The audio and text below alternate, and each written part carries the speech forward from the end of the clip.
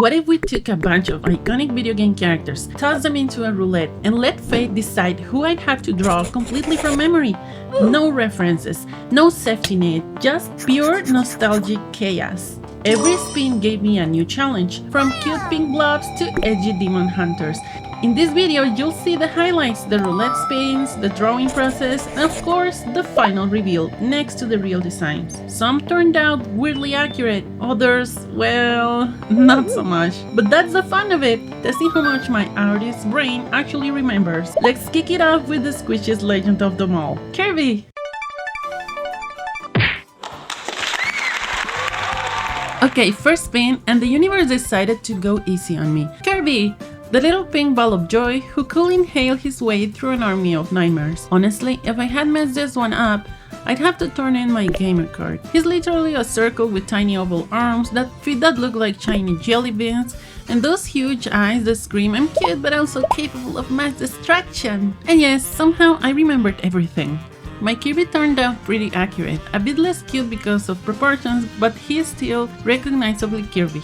The original design by Masahiro Sakurai was actually a placeholder when they were developing the first game back in 1992. They hadn't finalized the game character yet, but everyone loved the little puffball so much, so they just kept him. So my Kirby ended up looking a little tougher, but once I compared mine to the original, yeah, not bad at all. I might have lost a few points on the squish factor, but honestly, I call this one a win. 1 down, 5 to go. Next spin, and oh man, the nostalgia hit immediately. Banjo and Kazooie, the Bear and the Bear Dream Team from the Nintendo 64 era. I hadn't thought about them in years, so my brain went, yeah, sure, I totally remember what they looked like probably. Starting the sketch was mostly trying to piece them together from memory. Like, okay, Banjo's a big round bear with shorts, Kazooie lives in his backpack, he's some kind of red bear, right? But in the back of my mind, I could feel that muscle memory from childhood start to kick in. You know that weird feeling when you can't describe something, but your hand just sort of remembers? Yeah, that was this entire drawing. At first, I wasn't confident at all. My Banjo was looking kind of like a rat and generic like a bear with confidence issues. But once I started refining the shapes, those big eyebrows, the goofy grin, it suddenly started looking like him. Then I added the backpack and I was like, wait, this might actually be working. And when Kazooie's head started poking out of the backpack, I had that, oh no, I'm nailing this realization. The only part that got away from me was Banjo's necklace and proportions. My version came out a little too muscular, like Banjo hits the gym between adventures kind of energy. The OG Banjo's soft and chunky, mine's more action figure ready. Kazooie looking great though, maybe a bit simplified, but her personality still shines through. Once I moved into color, everything fell into place. The blue backpack, yellow shorts, reddish feathers, they were just there in my memory. I didn't even second guess them. And when I finally looked up the original design later, yeah, somehow I got almost everything right. Guess all those hours as a kid collecting Jiggies paid off. And here's the fun bit about trivia when I'm coloring. Banjo-Kazooie was originally going to be a totally different game, a fantasy adventure project dream, where Banjo wasn't even the star. The team switched direction, added Kazooie for gameplay variety, and the rest is history. By the end, I was honestly shocked at how close I got. Like, if you saw it out of context, you'd know immediately who they are. Just maybe assume Banjo's been taking protein powder. I'd like to add a handmade stroke around the character so it pops, and here's the final comparison. A bit less chunky, but I still think I nailed it. Alright, next up, the roulette landed on the queen of fighting games herself, Chun-Li from Street Fighter. And this is where I decided to switch gears. Instead of trying to stick to each game original's art style, I went full chibi kawaii mode. It's cuter, faster, and honestly way more fun to watch in a time-lapse. So starting with the sketch, I knew the key things about Chun-Li were her silhouette, the twin hairbands, and of course those thunder thighs that could crush you and your self-esteem in one kick. But I wasn't totally sure I remembered every little costume detail, like how exactly do those ribbons on her buns look? Do they hang down? Are they long? I had a vague memory of them fluttering when she fights, but my brain was already panicking like, uh-oh, I think they're red? Spoiler, they're not red. By the time I moved into line art, I was feeling more confident. The pose came together, a little fighting stance, full of sass and energy, very Chun-Li, even in chibi form. I kept her face super cute and expressive, with big cute eyes and a small mouth. But then I reached the outfit details and realized the design has so many little elements. The gold trims, the belt, the side flaps, I remembered them kind of like a miniskirt, so I just leaned into that. Turns out the originals are actually long panels that hang almost to her knees. Oops, but hey, mine looks combat ready and fashionable. Then came coloring, the fun part. That classic deep blue key-pow, gold accents, and of course the hairbands. It's a cool bit of trivia while I'm painting. Chun-Li was actually the first female playable character in a fighting game when Street Fighter II came out in 1991. Capcom's designers intentionally made her both strong and graceful to balance out the roster full of burly dudes. Her name literally means Spring Beauty in Mandarin, and she's been kicking her way through every Street Fighter since. By the time I finished shading, I was obsessed with how she turned out. My chibi version might not be 100% accurate, but it's packed with personality, like a kawaii action figure. When we finally compare it to a real Chun-Li, the differences are there. Sure, shorter outfit, ribbon color swap, but the essence was perfect. You take one look and go, yup, that's Chun-Li, just in cute mode. And I'm pretty proud because I had to make it right for the queen. What do you think when you see them side by side? It kinda makes me want to draw more fighting characters. Next pin, and my inner edgy team was thrilled. It landed on Dante from Devil May Cry, everyone's favorite male demon hunter with too much attitude. Now, drawing Dante from memory is one of those moments where I thought, yeah, I know this man. White hair, red coat, big sword, khaki smirk, easy, right? Except the second I started sketching, my brain wait, does he wear pants? So I started roughing out a chibi version, big coat, flowing edges, classic and cooler than everyone else pose.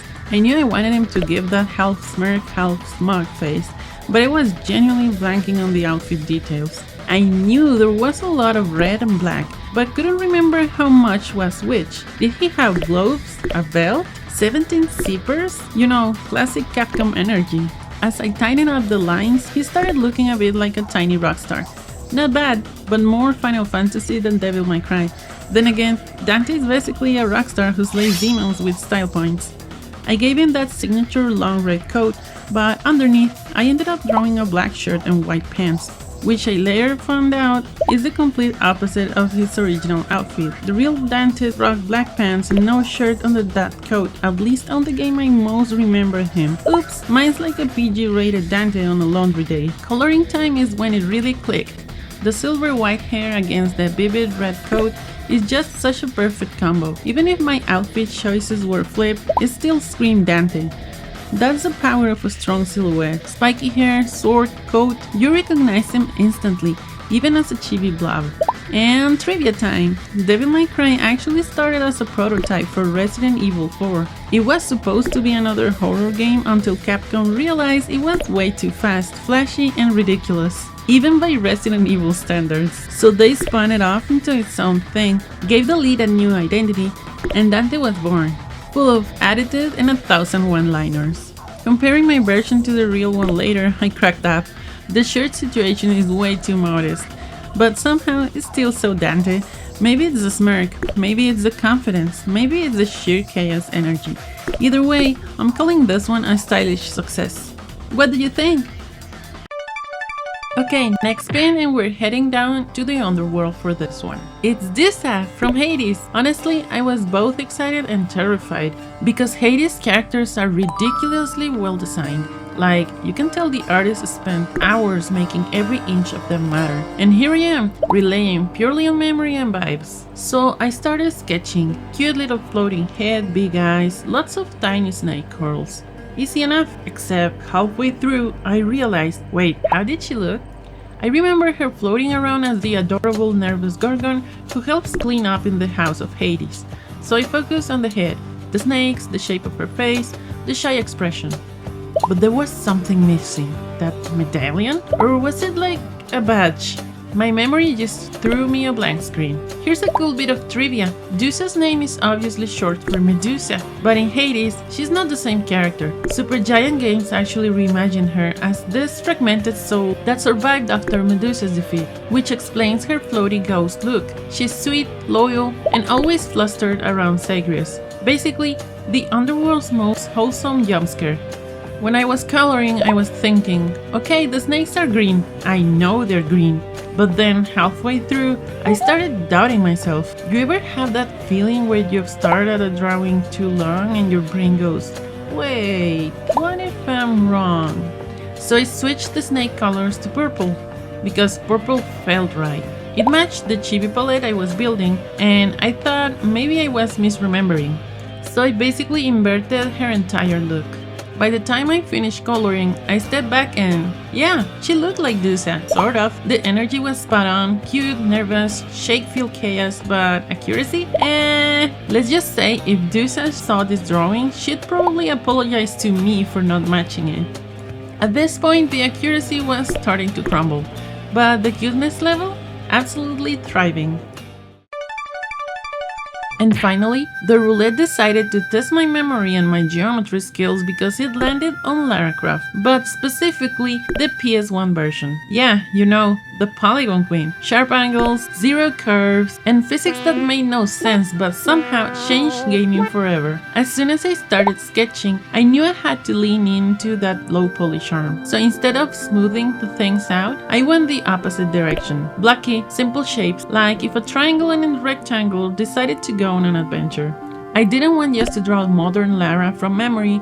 This was about honoring the OG 1996 version, the one who raided tombs, solved puzzles, and made us all fear tigers and caves with suspiciously square walls. The sketch was looking good, but when it came to her hair, I hesitated. My brain was like, ponytail or braid? I knew she had something long and tied back, but couldn't remember exactly how it looked in the old low-res days. So I gave her a high ponytail. It looked cute and fit the chibi proportions. Later, I checked, and of course, the original had a long braid. Classic mix-up. Once I moved to line art, I went full chibi with her face. Big eyes, tiny determined eyebrows. She's not running from danger. She is the danger. I exaggerated her stance too, so even though she's barely a few heads tall, she still has that I found an artifact and also blew up a dinosaur energy. Coloring was a blast. I didn't remember exactly the color of her t-shirt, but I knew the shorts were kind of brown or beige. She has fingerless gloves and a little silver belt buckle. And here's a bit of trivia while I finish shading. Early Tomb Raider devs actually struggled to fit Lara's braid into the PS1 memory limit, so sometimes it wasn't even rendered in certain levels. That's right, her hair literally vanished mid-game. So technically, my ponytail version is not wrong, it's just optimized for performance. When I compared mine to the original, I couldn't stop laughing. She's definitely blocky, but she's adorable. A chibi low-poly Lara, ready to raid the cutest tombs imaginable. Honestly, this might be my favorite one. It wraps up the roulette challenge perfectly, from cute buffaloes to demon hunters to polygonal legends, all drawn from memory, all a mix of chaos, nostalgia, and pure fun. And that's it! Roulette conquered and chaos complete. If you wanna see me completely destroy my brain cells trying to remember 151 Gen 1 Pokemon from memory, check out my video where I draw every single one without a reference. Yes, even the cursed ones. See you there!